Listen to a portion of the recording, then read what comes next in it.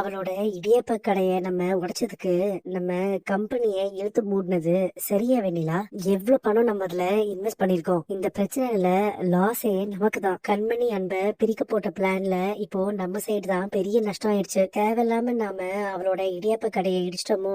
இனிமேல் நீ எது பண்றதா இருந்தாலும் கொஞ்சம் யோசிச்சு பண்ணு வெண்ணிலா. அம்மா, என்னோட பழைய சைக்கிள் எங்க இருக்கு? நான் அதை குளிப்பாட்டி அழகாக்க போறேன். மறுபடியும் நாம சைக்கிள்ல வியாபாரத்தை ஆரம்பிக்கலாமா?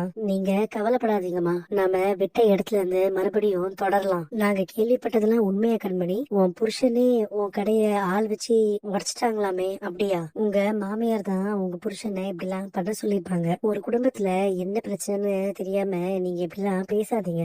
ஏன் அத்தைய பத்தி உங்களுக்கு என்ன தெரியும்? அவங்கள மாதிரி ஒரு நல்ல மாமியார் எந்த பொண்ணுக்குமே கிடைக்க மாட்டாங்க. கார்த்தி, தயவு செஞ்சு அவரோட விஷயத்த மட்டும் என்கிட்ட பேசாத. அத பத்தி ஆரம்பிச்சாலே என்னோட சந்தோஷம் போயிடும். நீங்க 2 பேரும் இங்க தாராளமா வரலாம், சாப்பிடலாம், என் கூட டைம் ஸ்பெண்ட் பண்ணலாம். ஆனா அவரை பத்தி மட்டும் பேசாதீங்க. அண்ணே, என்னென்ன மறுபடியும் ஆரம்பிச்சிட்டேன்? டாக்டர் சொன்னதெல்லாம் மறந்துட்டியா? உன் ஹெல்த் ரொம்ப மோசமா இருக்கு. பிரச்சனை அவங்க அம்மாவுக்கும் பாட்டியுக்கும் தானடா. நான் என்ன தப்பு செஞ்சேன்? நீ கருத்து சொன்னதுதான் பிரச்சனை ஆயிடுச்சு. நீ அமைதியா இருந்தனா இவ்வளவு பெரிய சண்டை வந்திருக்கவே வந்திருக்காது. நீ தானடா பெரியப்பா கிட்ட சொல்லி கடைய அடிச்சு நொறுக்க சொன்ன. நான் சொல்லலடா கார்த்தி. கண்மணி பாவுண்டா, மறுபடியும் சைக்கிள் எடுத்துட்டு போய் இடியாப்ப விக்கிறா.